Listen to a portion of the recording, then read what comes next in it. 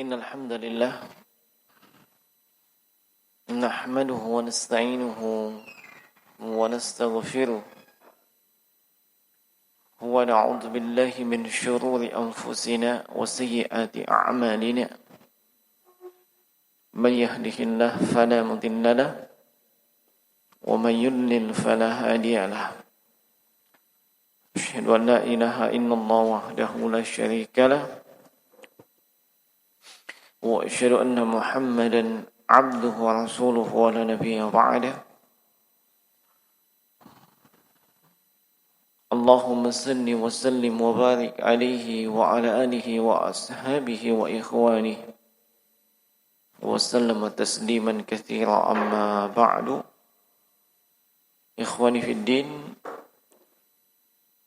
rahimani wa rahimakumullah.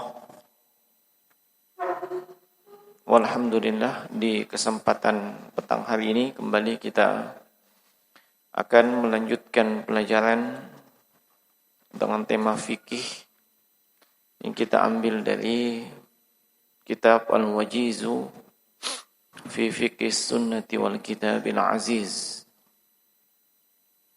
yang merupakan kitab fikih yang ringkas,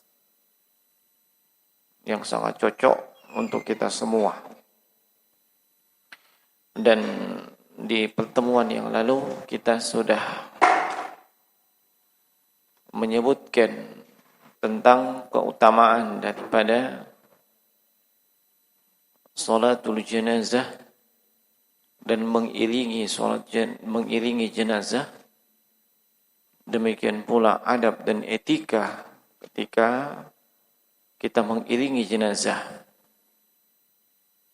Dan memang kita masih di Kitabul Janaiz, pembahasan tentang jenazah. Dan insyaallah kita akan masuk kepada pembahasan yang berikutnya. Penulis mengatakan, "Maza yaqulu idza dakhala al-quburah aw marra 'alaiha." Apa yang dibaca, apa yang diucapkan ketika masuk ke pekuburan atau melewati kompleks pekuburan. Nah, di sini beliau sebutkan dua riwayat. Ya. Riwayat yang pertama adalah hadits Aisyah radhiyallahu taala anha, atau zaujatun Nabi sallallahu alaihi wasallam, salah satu dari istri baginda Rasulullah sallallahu alaihi wasallam. An Aisyah qalat qultu kaifa aqulu lahum ya Rasulullah. Aisyah radhiyallahu anha menceritakan bahwa beliau bertanya kepada Rasulullah apa yang mesti diucapkan kepada mereka, yakni kepada para penghuni kubur. Nah, maka Rasulullah SAW bersabda atau menjawab pertanyaan itu dengan mengatakan, "Quli, ucapkanlah, assalamu ala ahli diyar. Assalamu ala ahli diyar. Keselamatan atas penghuni tempat ini." Ya, penghuni pekuburan ini. Minal mu'minina wal muslimin, dari kalangan hamba-hamba Allah yang beriman dan dari kalangan hamba-hamba Allah yang muslim. Wa yarhamuhumullahu al-mustaqdimina minna wal mustakhirin, Dan semoga Allah Subhanahu wa ta'ala mencurahkan rahmatnya kepada orang-orang yang mendahului kami dan orang-orang yang belakangan nantinya. Wa inna insyaallahu bikum lalahikun. Dan insyaallah kami akan menyusul kalian. Iya, kami akan menyusul kalian. Ini riwayat, ya, adalah riwayat yang sahih dikeluarkan oleh Imam Muslim dalam sahihnya. Iya, 6. Assalamu ala ahdil diyar minal mu'minina wal muslimin wa yarhamuhumullahu al-mustaqdimina minna wal mustakhirin wa inna insyaallahu bikum lalahikun. Hendaknya ini dihafalkan. Sebab itu yang kita baca ketika masuk ke pekuburan. Nah, bukan masuk ke pekuburan yang diperhatikan langsung adalah yang paling cantik nisannya atau yang paling aneh. Yang paling aneh, yang paling megah atau yang paling memprihatinkan. Iya, padahal semua itu tidak ada pengaruhnya untuk si jenazah. Ya. Anda membuatkan ia istana di atas kuburannya, tidak ada efeknya sama si jenazah. Iya. Dia tidak akan merasakan istana yang Anda buatkan di atasnya. Walaupun Anda pasang, iya, di setiap penjuru mata angin AC 12 PK untuk mendinginkan, tidak ada efeknya kepada si jenazah. Iya. Nah, sama sekali tidak ada. Atau sebaliknya, kuburan tersebut tidak dibangun apa-apa, hanya penanda. Itu juga tidak berefek bahwa yang mati itu akan merasa panas kalau siang. Atau kalau malam, apalagi musim hujan kayak seperti ini, merasakan dingin. Nggak ada pengaruhnya. Iya. Bahkan membangun kuburan dilarang oleh Rasulullah SAW. Iya.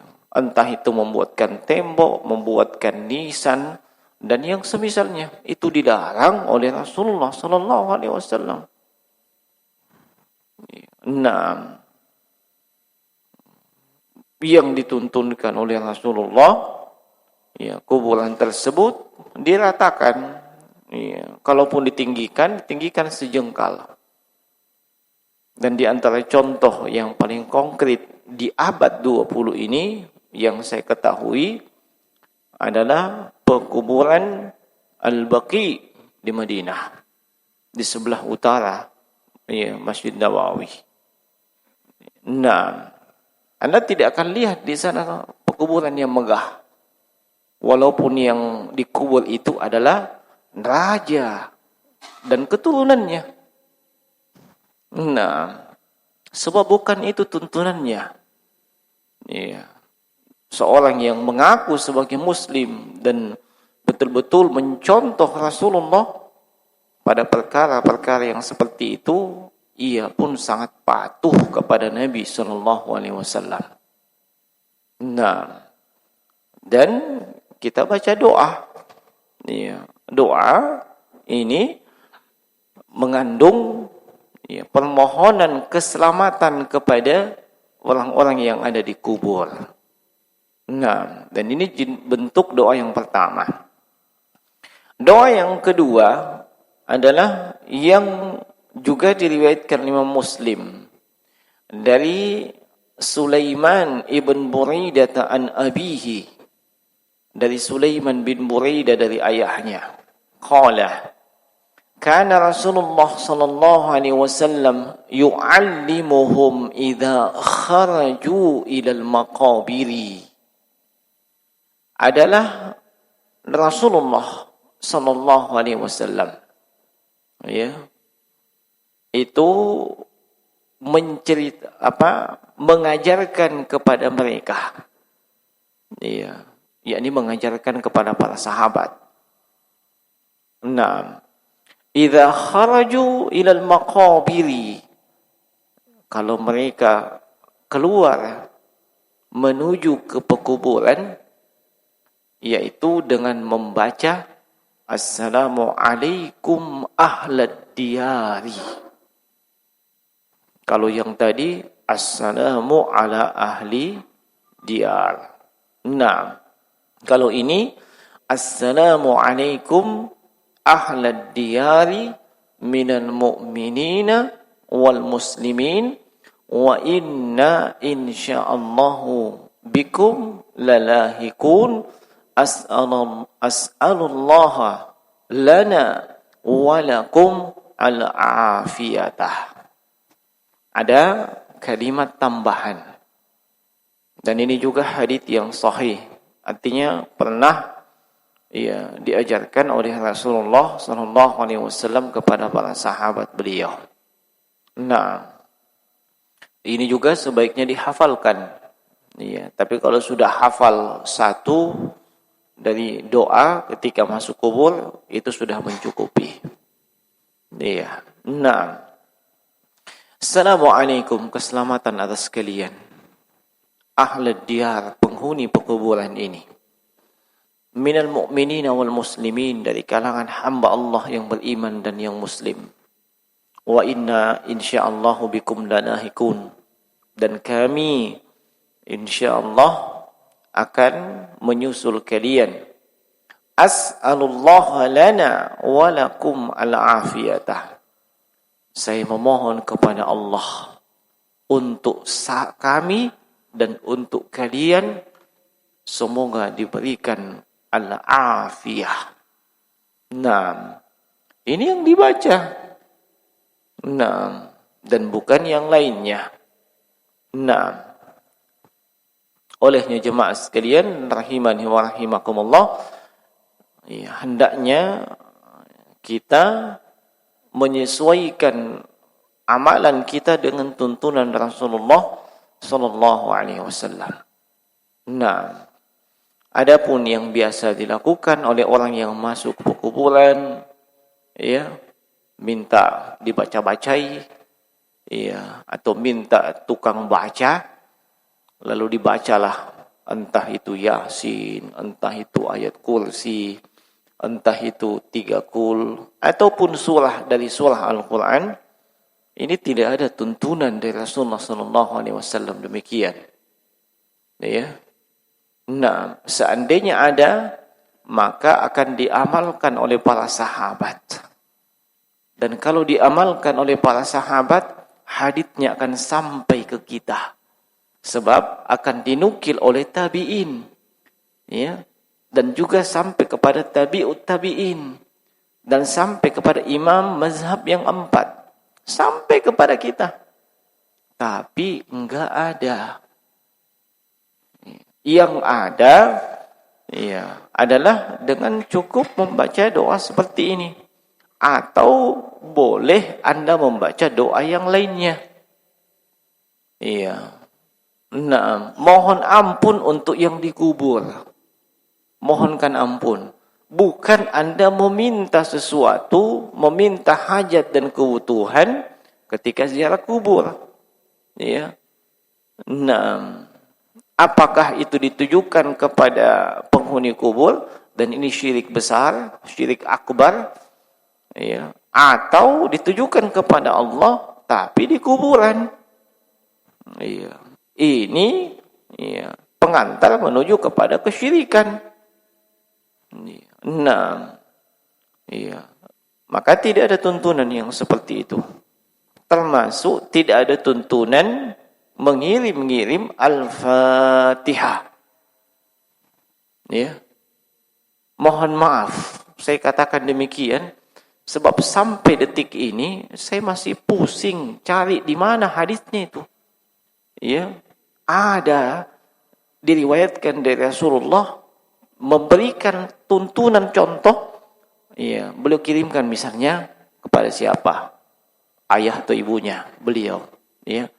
Ya, ila abi Abdullah Al-Fatihah. Alhamdulillahirabbil alamin.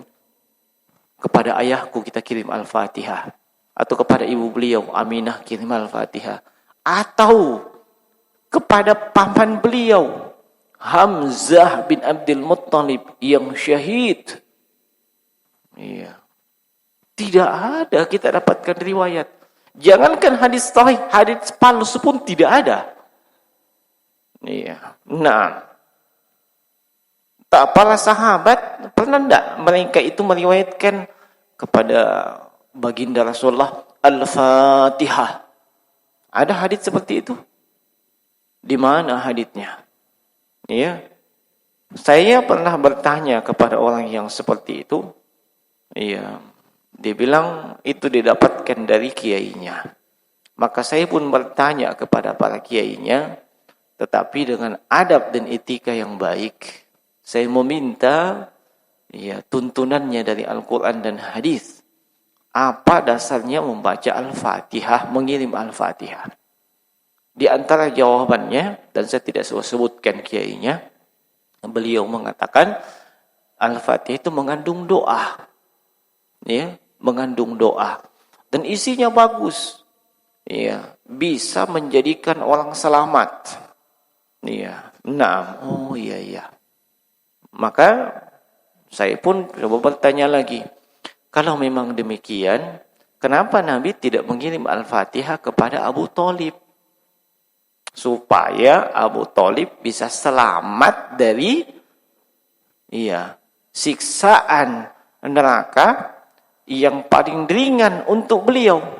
Kan Abu Thalib siksaannya paling ringan ya. Paling ringan atau paling berat? Paling ringan. Beliau selama ini membantu Nabi SAW. Siapa yang selalu membantu Nabi? Abdul Muttalib atau Abu Thalib? Dalam melindungi Nabi siapa? Abu Thalib. Ya. Iya. Beliau yang senantiasa melindungi Nabi dari cercaan, intimidasi, diskriminasi kaum musyrikin. Iya. Saking sayangnya Nabi kepada Abu Thalib, sebelum wafat beliau mendatanginya. Iya. Nabi cuma minta satu, kul.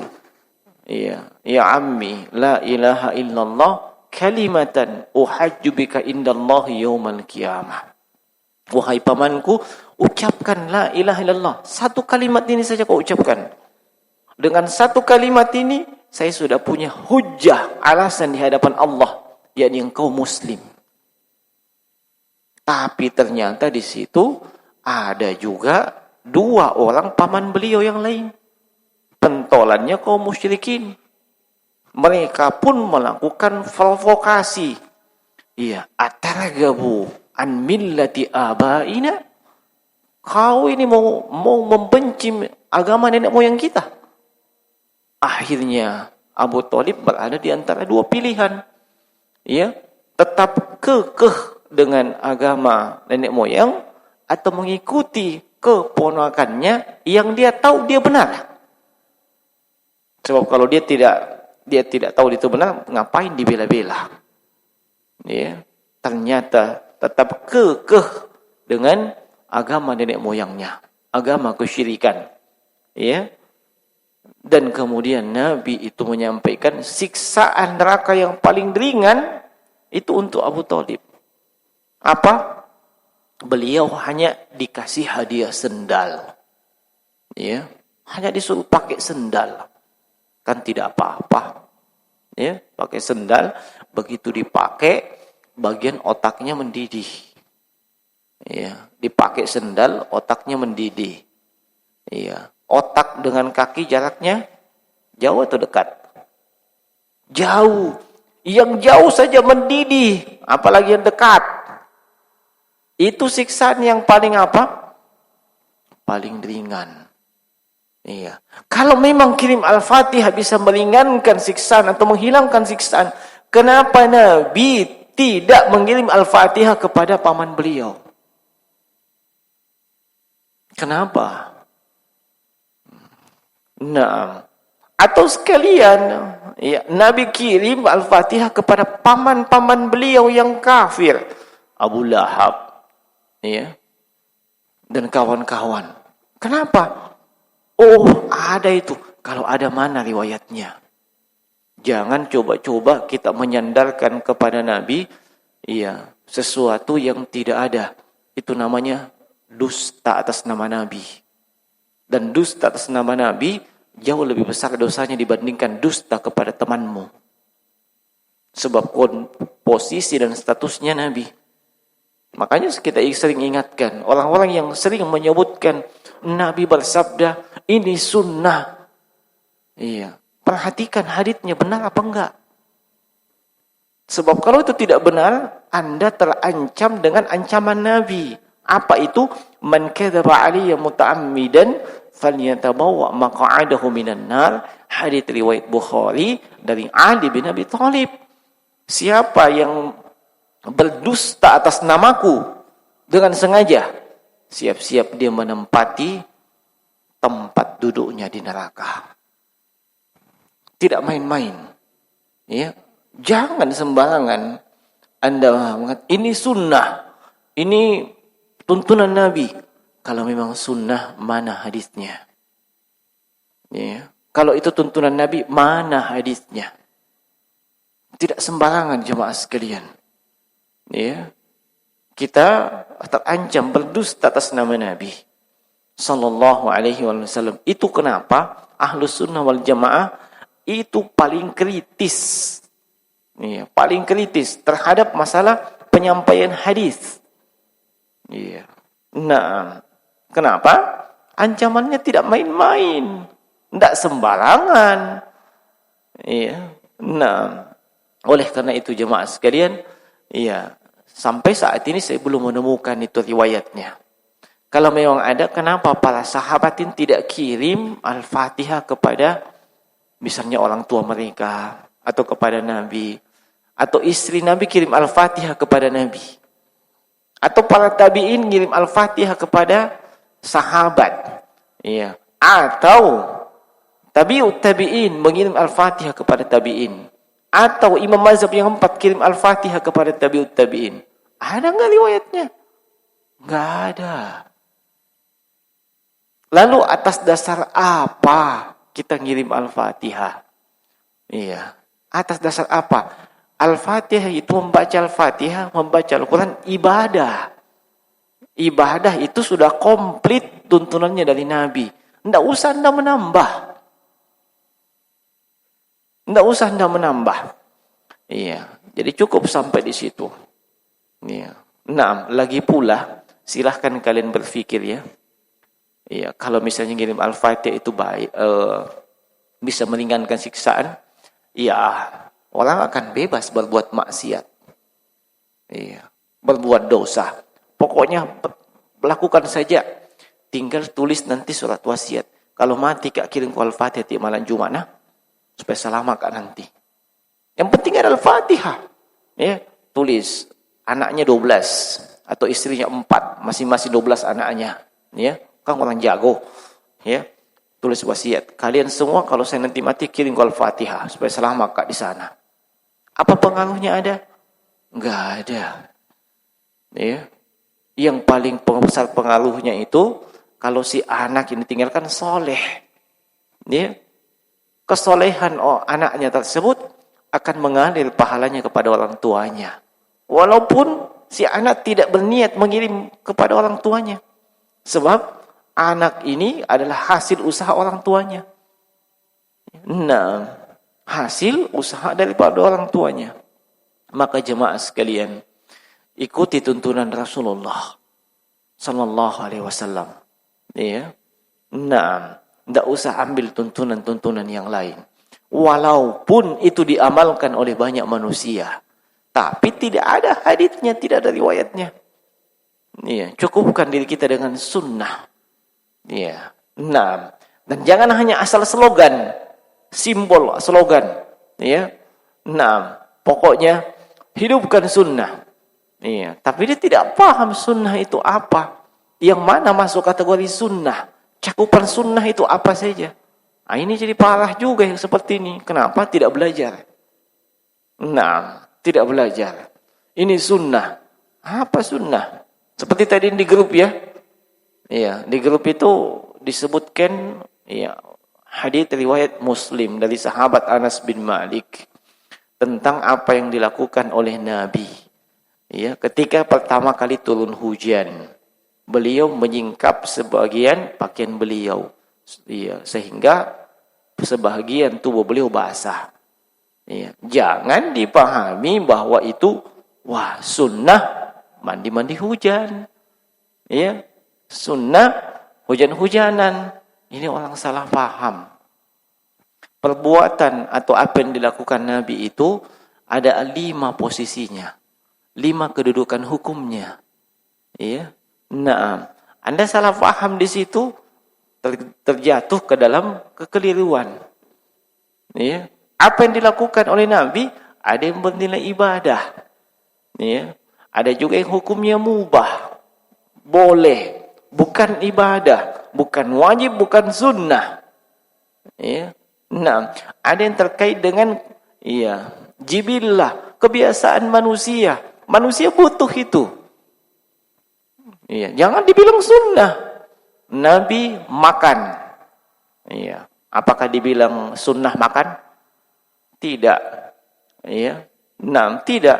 Tapi kita akan katakan sunnah ketika Nabi SAW melakukan itu dan kemudian beliau menekankannya. Ya. Nah, seperti misalnya beliau makan apa? Kurma ketika sahur dan ketika buka. Nah, baru kita katakan sunnah makan kurma ketika sahur dan ketika buka. Baru dikatakan demikian. Nabi makan ya, tepung serit dan minyak samin. Ya. Antum pernah lihat minyak samin dengan tepung serit? Pernah lihat? Iya. Antum saja tidak pernah lihat, apalagi saya. Nah, jangan dikatakan sunnah makan minyak samin. Ini salah paham. Iya. Nah, iya. Tapi saya tidak jelaskan semuanya ya. Cukup gambaran ringkas. Jangan asal-asalan kita mengatakan itu sunnah. Ya. Nah, itu pentingnya kita belajar. Ya. Nah, kemudian dari ini tentang apa yang dibaca ketika kita masuk kuburan atau melewati pekuburan. Nih, kalau santri di sini, ya sedikit wajib. Kenapa? Setiap hari lewat kuburan. Iya tuh, di sana ada kuburan 2. Bahkan yang biasa ke sini, Anda harus hafal ini. Lewat dari sana, kuburan. Assalamualaikum ya ahlad diyar minal mu'minina wal muslimin. Yarhamuhullahu al-mustaqdimina minna wal mustakhirin. Wa inna insyaallahu lakum lalahikun. As'alullaha lana wa lakum al-afiyah. Hafal itu. Ya. Tiap hari kalian lewat kubur, tidak bang amalkan sunnah. Ya. Sebelumnya Anda belum terbebani sebab ilmunya belum sampai. Kemarin tadi terakhir. Ya. Orang yang tidak mendapatkan beban kalau ilmunya belum sampai. Begitu jam 7 ini ilmunya sampai, maka Anda sudah terbebani dengan itu. Ya. Mulai jam 7 Anda sudah tahu ilmunya. Lewat kuburan, kunjungi kuburan, ada doanya. Iya. Ya. Nah, ini masjid sudah berapa lama terbangun? 2 tahun. Jadi selama 2 tahun kalian tidak baca itu doa. Ya, kenapa? Kan ilmunya belum sampai. Cocok mi.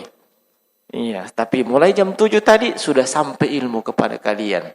yang hadir di sini, yang mendengarkan online, ya, setiap ke ibadur rahman, ingat, ya, balik kiri, ya, assalamualaikum ya ahlad diyar, ada kuburan di situ, ya, lebih santri tiap kali lewat, satu kali, dua kali, ya, 6, ya, ya, ini diawasi, ya, mana penanggung jawabnya, awasi mereka, suruh hafal, ya, kalau tidak mau hafal, ya kasih berdiri, 6, tayyib, ya, kemudian rabi'an, tadi, ya, termasuk pembahasan yang ketiga, sekarang masuk ke pembahasan yang keempat, ad-dafnu, terkait dengan penguburan.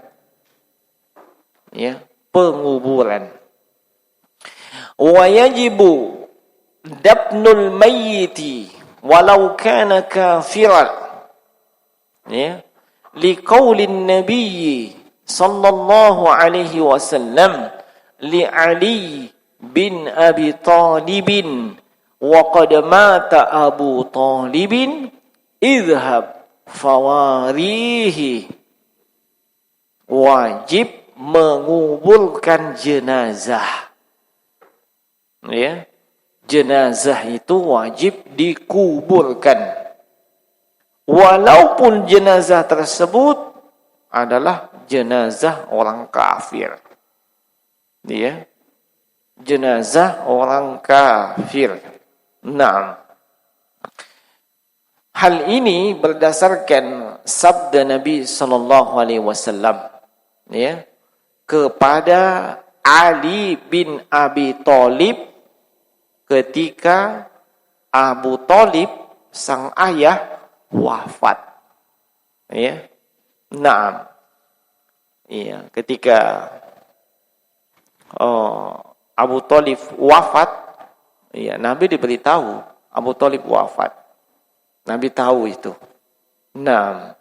Abu Thalib wafat dalam keadaan kafir, yakni tidak masuk Islam.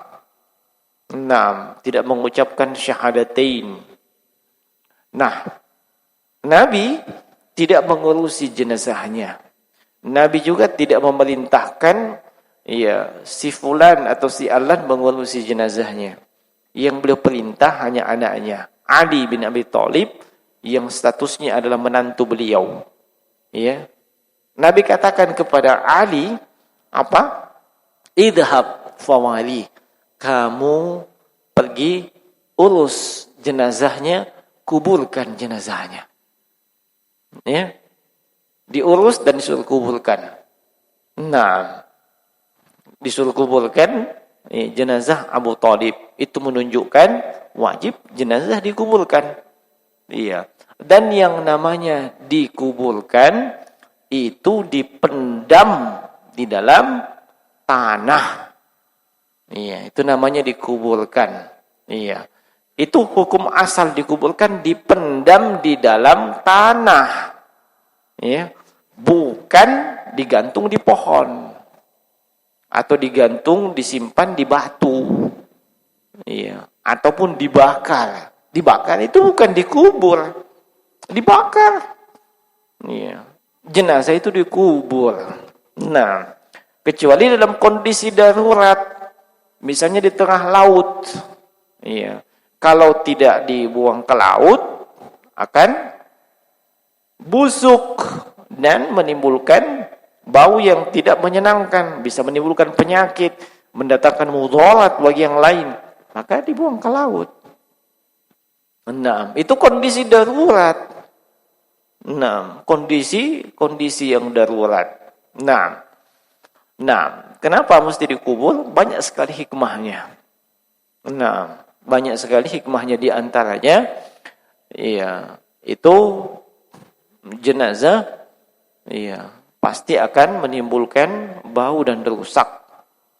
Dan ini tentunya, iya, akan mengundang, iya, misalnya binatang, iya, yang akan memakannya. Iya, maka dikubur.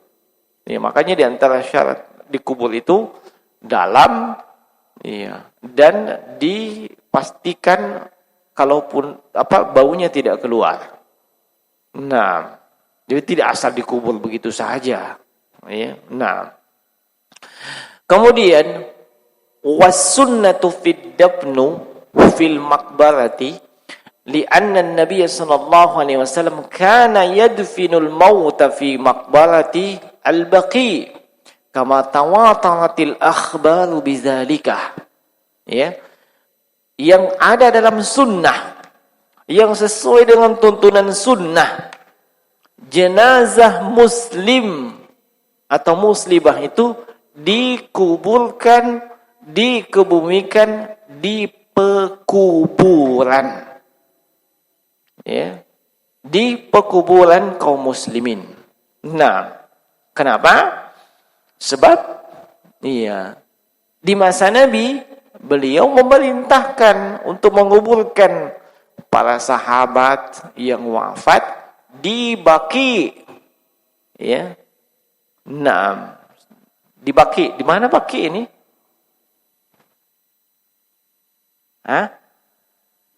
Di Madinah. Nah, Nabi perintahkan kuburkan di Baqi. Dan antum tahu Baqi sampai sekarang tetap open 24 hours a day. Ya. Maksudnya tidak pernah tutup. Ya. Kan kadang ada kuburan tutup. Kenapa? Sudah full. Sudah full. Iya, over kapasitas. Kalau Baqi tidak pernah full. Jangan dibilang hebat betul itu Baqi. Tidak jadi hebat. Cuman kalau jenazahnya di atas 5 atau 10 tahun, sudah dikuburkan lagi di atasnya. Ya. Nah, bukan makanya tidak penuh-penuh. Iya, kalau kita di sini kan main perasaan. Woi Dika, kuburannya anak aku itu masak kasih. Main perasaan kita. Padahal yang meninggal ini sudah berurusan dengan penciptanya. Tidak ada lagi dengan sudah berurusan dengan penciptanya. Nah, ente tidak usah pusing, apalagi bangunkan rumah di situ supaya dingin-dingin di ke anakku teh. Masya Allah. Ya, tidak perlu. Iya, makanya begitu. Di kuburan yang sudah lama digali kembali, iya, kubur lagi di situ. Makanya nggak pernah penuh itu Baqi. Ente kalau ke sana mati di sana, doakan saja antum mati di sana. Iya, saya pribadi kalau memang bisa, insya Allah saya mau dikuburkan di Baqi. Kenapa? Nabi mendoakan khusus orang-orang yang dikuburkan di Baqi. Ya, Nabi mendoakan rahmat untuk orang yang dikuburkan di Baqi. Ya, begitu. Ya, tapi ini persoalan ajal jemaah sekalian, tidak ada yang tahu. Walaupun kau ke sana tunggu-tunggu mati, kapan kak mati ini? Ya, enggak juga sih. Nah, tapi kalau memang antum bisa dikuburkan di Baqi, bisa antum tulis wasiat. Ya, tapi ini wasiat bisa menyusahkan orang. Ya. Nah, nanti kita akan sebutkan ya. Iya, beberapa hal terkait penguburan. Intinya, kalau sesuai dengan sunnah yang haditsnya mutawatir. Tahu hadits mutawatir? Haditsnya mutawatir, haditsnya diriwayatkan oleh sejumlah sahabat yang banyak. Tabi'in yang banyak, tabi'in yang banyak. Tidak mungkin mereka berdusta. Ya, sanadnya bersambung dan seterusnya. Haditsnya banyak dan mutawatir. Itu Nabi menguburkan orang yang meninggal di pekuburan. Nah, di pekuburan. Nah, sekarang muncul pertanyaan. Bagaimana dengan orang yang meminta atau berwasiat kalau mati minta dikuburkan di mana biasa? Di mana? Di mana? Oh, antum ngomong yang jelas. Ya, ini akhir bulan, biasa telinga itu swasta. Ya. Di mana? Di mana biasa minta dikuburkan? Dalam rumah. Dekat rumah. Dekat rumahnya. Oh, begitu. Nah, kalau itu wasiat, ya, wasiat sebelum meninggal, atau dia tulis memang wasiatnya. Tolong kalau saya meninggal, iya, saya dikuburkan dekat rumah saya. Nah, maka itu wajib ditunaikan dengan catatan satu, ya, satu tidak menyusahkan, ya, tidak menyusahkan pihak keluarganya. Ya. Nah, jangan sampai dia meninggal di Amerika. Ya. Minta dikubur dekat rumahnya. Di mana? Di Padang Sapa. Iya, biayanya lumayan itu. Iya. Nah, menyusahkan keluarganya. Menyusahkan keluarganya. Nah, atau catatan yang kedua, tidak ada tujuan-tujuan yang melanggar syariat. Ya, tujuan-tujuan melanggar syariat. Nah, seperti apa contohnya? Iya, dia ingin dikuburkan di dekat rumahnya. Iya, misalnya supaya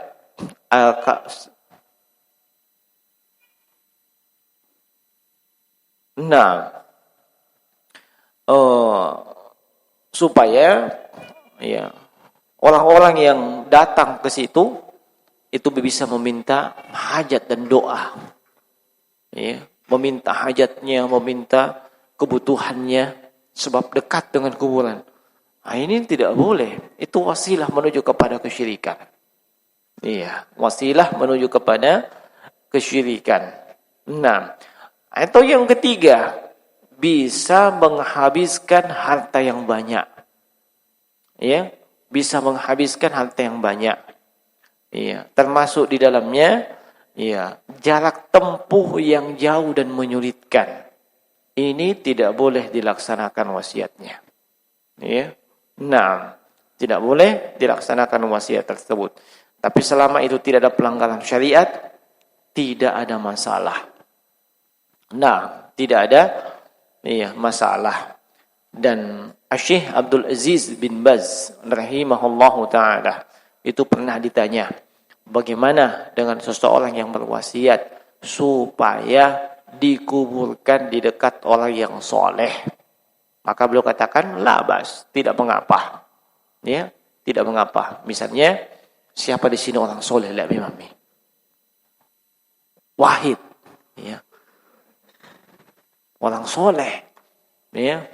Nah, dia yang pegang ibadur rahman seperempatnya.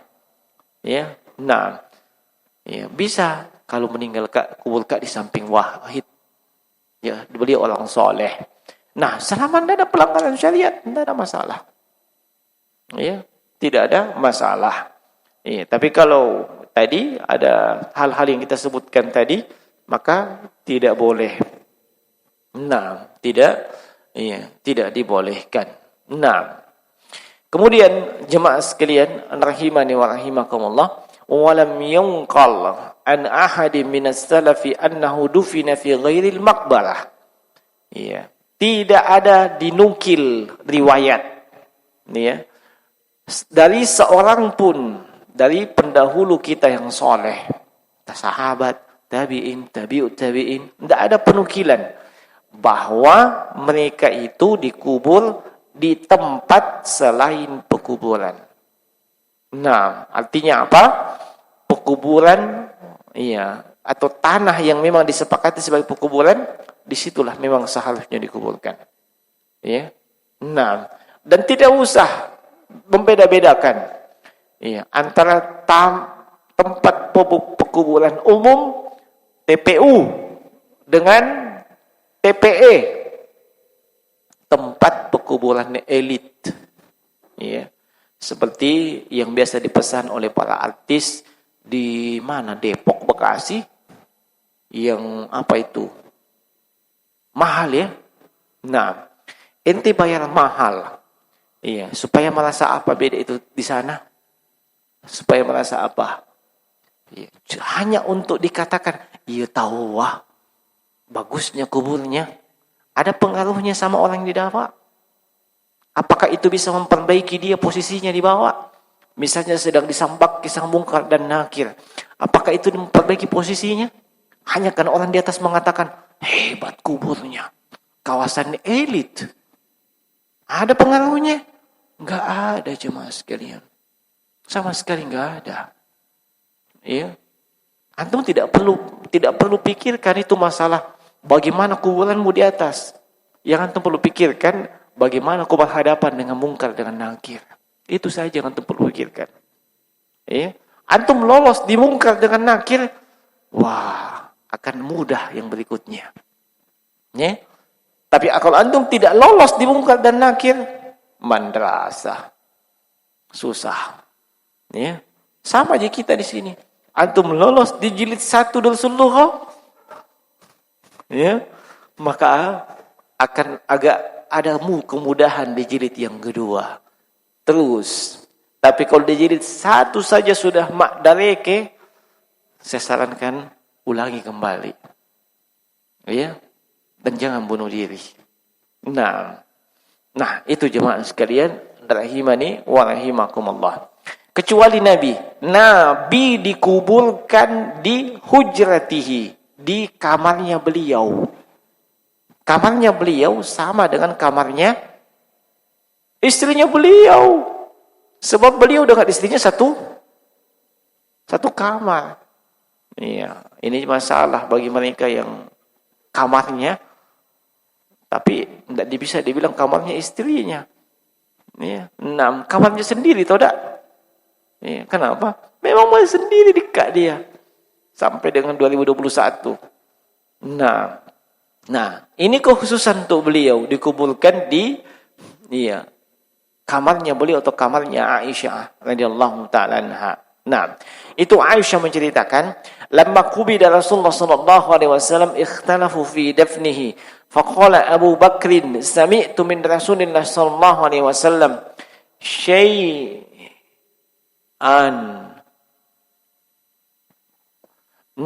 syai'an ma nasitu qala ma qabada Allah nabiyyan illa fil mawadi' illa fil mawdi'i alladhi yuhibbu an yudfana fihi fadafanuhu fi mawadi'i firashihi." Nah, ketika Nabi wafat, itu para sahabat berbeda pendapat. Di mana mau dikubur?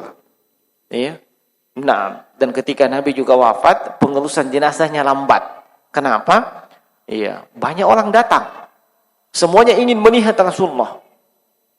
Sehingga lambat. Belum lagi para sahabat yang berselisih ketika itu. Sampai Umar bin Khattab tidak terima Nabi wafat. Beliau tidak terima. Sampai Mona Sambak itu orang yang mengatakan Nabi wafat. Sedemikian cintanya mereka kepada Nabi. Demikian dalam cintanya kepada Nabi.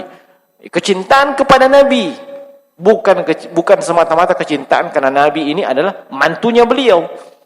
Sebab beliau menikah dengan Hafsah. Hafsah itu adanya Umar. Bukan karena Nabi sallallahu alaihi wasallam. Nanti beliau disadarkan dengan ayat dari Al-Qur'an.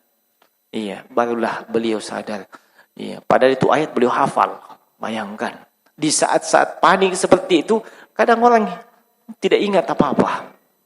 Nah, ketika itu Aisyah menyebutkan bahwasanya tidaklah seorang nabi diwafatkan oleh Allah kecuali di tempat yang disukai nabi tersebut. Maka disitulah dikuburkan. Nah, maka itu kekhususan untuk nabi. Nabi wafat di tempat yang beliau sukai. Di kamarnya beliau, di kamarnya Aisyah, di kamarnya istri beliau. Maka di situ dikubur. Nah, di situ beliau dikubur. Sallallahu alaihi wa alihi wasallam. Nah, yang jadi masalah adalah kemudian masjid kamarnya Nabi atau kamarnya istrinya beliau itu kan di samping Masjid Nabawi. Masjid Nabawi kemudian dia lakukan perluasan. Otomatis masuk ke dalam kompleks Masjid Nabawi. Nah, bagaimana ini? Bukankah Nabi melarang yang seperti itu? Nah, kalau orang perhatikan di Masjid Nabawi, itu ada sejumlah pembatas. Kalau bukan 5, 6, atau 7 kalau tidak salah itu, dinding pembatas. Ya. Naam, antara badan masjid dengan kuburannya Nabi. Yang tidak boleh itu kalau tidak ada pembatas. Ya, itu tidak boleh sama sekali. Misalnya, ya, di situ ada kuburan. Ya. Itu tidak boleh. Sudah dalam masjid, tidak lagi batasnya. Nah, iya. Atau di depan sana ada kuburan, tidak ada pagar, tidak ada jalanan. Pokoknya langsung banyak itu kuburan dengan masjid. Ini tidak boleh. Iya. Tapi kalau sudah dikasih batas, ya, dinding atau dibatasi oleh jalanan, pagar, tidak ada masalah. Iya. Nah, maka jangan salah pahami hal tersebut. Nah, ini sudah jelaskan semuanya oleh para ulama. Iya, cuman terkadang orang salah paham, termasuk orang-orang yang ke sana dari sekarang saudara-saudara kita inginnya berdoa di situ, di Raudah. Ini berdoa di Raudah. Iya, di kuburannya Nabi. Dilarang. Kenapa? Itu pengantar menuju kepada kesyirikan. Anda berdoa menghadap kepada Allah, menghadap kiblat. Iya. Walhamdulillah, setahu saya sampai dengan saat ini itu selalu ada petugas keamanan atau asyurta, ya, di sana yang selalu menghalang-halangi orang yang mau, ya, mencari berkah. Nah, dan dasar orang Indonesia biasanya nanti dikasih ingat haram, haram, baru mereka paham. Kalau dibilangi mamnu, tidak paham. Kenapa? Tidak pernah lulus dulu, ya. Nah, jadi dua jenis tauhid itu biasanya jemaah Indonesia. Kalau bukan halal, haram. Haram, haram, haram. Iya, nggak tahu itu, tidak boleh. Halal, iya, minta kurma, halal, halal. Iya, haram, haram, itu sih. Nah, iya, nah, itu maklum saja. Itulah kita. Sekira cukup ya, sudah sengaja lewat 7:30. Iya, sebab malam ini sudah mulai libur di Pondok Putri. Ya, tidak apa-apa lewat-lewat sedikit. Mohon maaf kepada jemaah kalau memang agak lambat-lambat. Itu pun masih ada beberapa lembar baru kita selesaikan ini apa namanya? Kitabul Janaiz. Kalau selesai Kitabul Janaiz ini, insyaallah kita akan melakukan praktik penyelenggaraan jenazah. Ya. Dan untuk melakukan praktik itu mungkin dibutuhkan beberapa bahan. Ya, entah itu kain kafan, peralatan apa dan seterusnya, ya, maka ya, itu diperhatikan ya. Nah, kalau masalah orang matinya enggak ya Ami, ya, enggak perlu jangan perhatikan, ada aja nanti itu. Nah, cukup ya, demikian. Ya, saya kira cukup. Ada pertanyaan? Enggak ada lagi. Ya.